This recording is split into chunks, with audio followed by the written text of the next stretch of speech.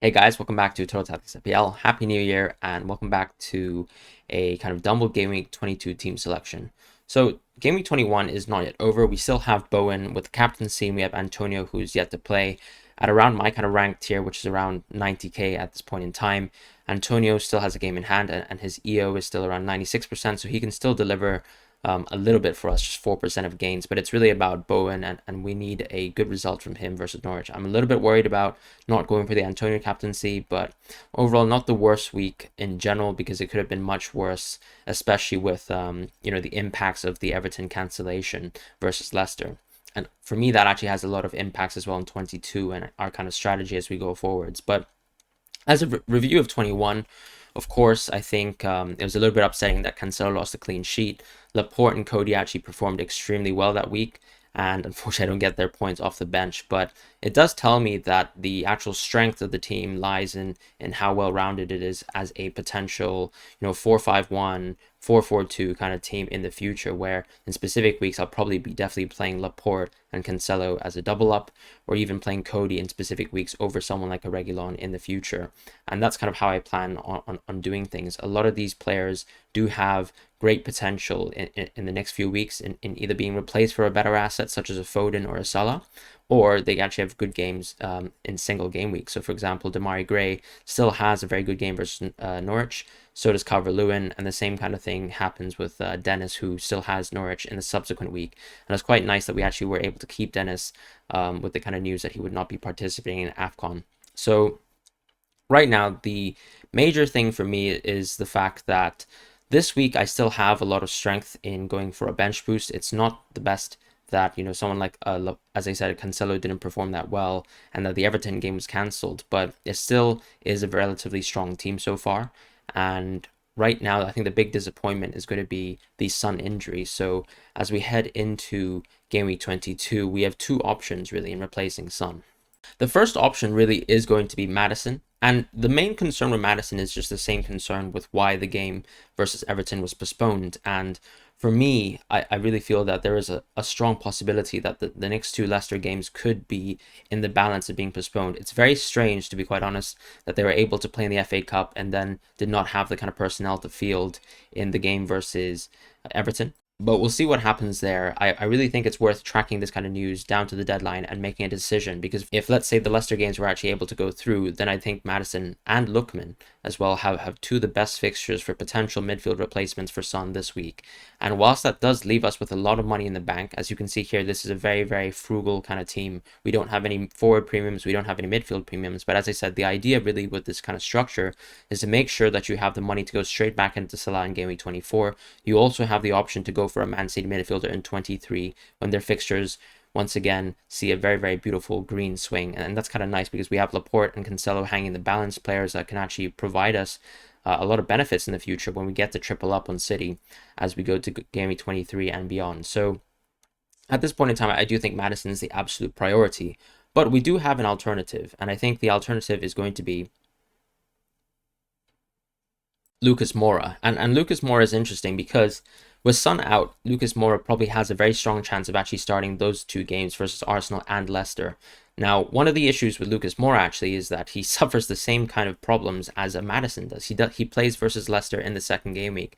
And that's kind of what is leading me towards Madison overall, to be honest, because worst case, I really think one game gets cancelled and you've got a kind of 25% chance, if you kind of look at it that way, of the Lucas Moura game being cancelled, right? If you think that maybe one of the Leicester games will be cancelled. So that is kind of the big worry. But with Lucas Moura, we have someone who is basically second in expected goal involvements, considering that Son is out. So Kane definitely is the first player there, the main talisman for Spurs at this point in time, especially with Son being out. And I don't know whether there'll be any kind of tactical adjustments, but I imagine that Lucas Moura will still play a very leading role in the team, especially as we know that players like Bergwijn and Dele Alli still are not exactly in the long-term future plans of Conte, whereas Lucas Moura, at least even as a substitute or a starting option on an alternate game basis, is very interesting. So with Son being out until February, I really think Lucas Moura has a strong chance of exploding. The main concern is going to be that Arsenal game, where I think it is going to be rather tough.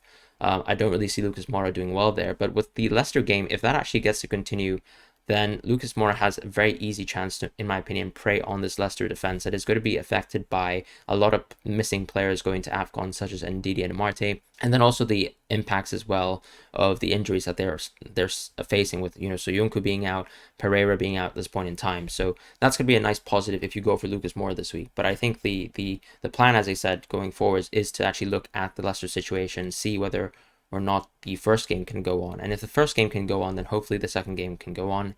And I'll probably go with Maddison there. The thing about both Spurs and Leicester is that they do have some bad games in the future. Spurs have a bad game in 23 in Chelsea.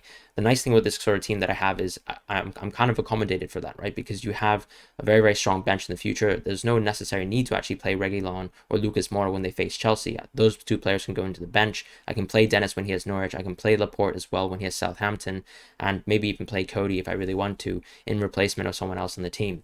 But that's going to be the major kind of plan as we head into 22. And as we head into 22, let's talk about the team selection. I think there's still a very, very strong opportunity here to go for a bench boost. What I really like about this is I do have 5 double game week players, which is not actually a lot of players. It's actually very little. But one thing that I think we can learn from people who are free hitting in 21 is that it wasn't really beneficial whatsoever. People who went deep into Brentford players, deep into West Ham defenders to try go for the triple up, they really weren't rewarded whatsoever. Brentford were very, very poor overall in their games in the double game week, and we have once again opportunity for teams to actually prey on Brentford within Liverpool and Man United. Once again, we still have a concern with Man United and their ability to score consistently, but that's still kind of there. Brentford are a very weakened team at this point in time due to the defensive injuries that they've suffered. And for me, I would be looking at players like Trent, Cancelo, and even Laporte as players who are, in my opinion, premiums, as we've seen over the course of this year, that even in a single game week can be very, very beneficial. And if you actually exclude these players from your kind of free hit teams, you will be suffering a lot. The only tough game here really is going to be that single game versus Chelsea, but I think Man City really do have the opportunity to get a clean sheet once again versus Chelsea. I can't see how the matchup will change too much, but we'll see what happens there. As far as Lucas Moura, if he's in my team, or even a Maddison, then those two players will have a very strong shout at being a captain option as well, or even a vice captain. And they have really, really good fixtures to target, at least in 22. With Sanchez and De Gea, I'm really happy to have keepers who play 4 games in between them both, and relatively easy games with the exception to Sanchez versus Chelsea. However, we have seen Sanchez play versus a lot of tough teams this season, and he has gotten a lot of bonus points through saves and even bonus points, for example, versus City, where I think he got 5 points in total in a game where they had conceded around 3 goals. So that's going to be there. Cody still has a very, very good single game week game. Jota has a great game. The players from Everton get to play versus Norwich, which is always going to be a plus. We've seen this season that pretty much every forward for the last 7 or 6 game weeks in a row has had a very, very dominating game versus Norwich, and I'm pretty happy to own Calvert-Lewin there, even after the kind of penalty mishap versus Brighton. So that is the kind of major plan as we head into this double game week. And I think the lesson learned is really that a lot of players who have good single game week games are still worth keeping in your team. And that's why I don't really plan on taking a -4 to go for an additional double game week. There's no real necessary need to do that, especially when a lot of the games are hanging in the balance, especially with the Leicester team. So I don't really want to play or risk that too much by going into a double up of, let's say, a Leicester and a Tottenham player, especially when Tottenham get to face Leicester themselves. The other option maybe is to go for someone like a Ronaldo, a Kane, or a King. And with Dennis, I hopefully am going to be able to cover up on King. With Ronaldo and Kane, that's going to be a separate question. For me, the issue with Kane is going to be game week 23. And overall, when you look at going for a forward premium, that's going to be a very tough plan to go into Salah and make sure that you actually retain a Man City asset in the midfield. I would actually much prefer having a Foden than having a Kane or Ronaldo alongside a Salah. And that's going to be why my team is structured around going for these midfield assets and saving the money up for Salah and a Foden, or even a KDB or a Raheem, if, let's say, as I said, Foden would be struggling with his kind of COVID recovery. So that's really the plan there. I think with this season, we've seen that even though Ronaldo has been more consistent than Kane overall, and Kane has actually seen a much kind of more increased rise in his form and much more, I guess, like talismanic abilities, we just don't really see the value or the utility in going for Kane long term, in my opinion, with this sort of team, especially since Kane is Chelsea in 23. And with Ronaldo, he actually has really good games until 28. But as I said, I'm not going to really juggle Ronaldo when someone else like a Man City midfielder has equally as good fixtures leading up to 28, which means that I should really go for Salah as soon as possible and accommodate for the future blank that Liverpool have. And as long as I kind of accommodate for that and make a plan around, a Trent, Jota, Salah, or hopefully the rest of my team get to play, and maybe it's going to be at least 10 players playing at the very least, I'd be quite happy to go for the future with a plan towards going for Salah, especially since he also has that Norwich game very, very soon, which would be maybe a good opportunity to triple captain him, maybe also just a good opportunity at least to have Salah, who could be a differential at this point in time, especially when we saw last week, in a week where a lot of people had kind of continued on the move out of Salah into Son.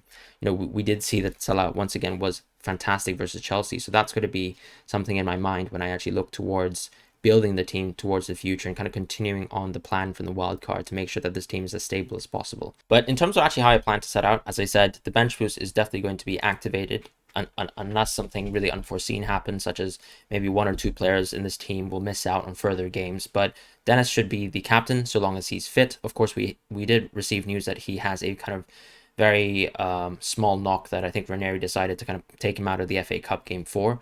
But a rested Dennis is going to be a really, really nice captain, especially since he faces some of the weakest defenses in the Premier League in Newcastle and Burnley.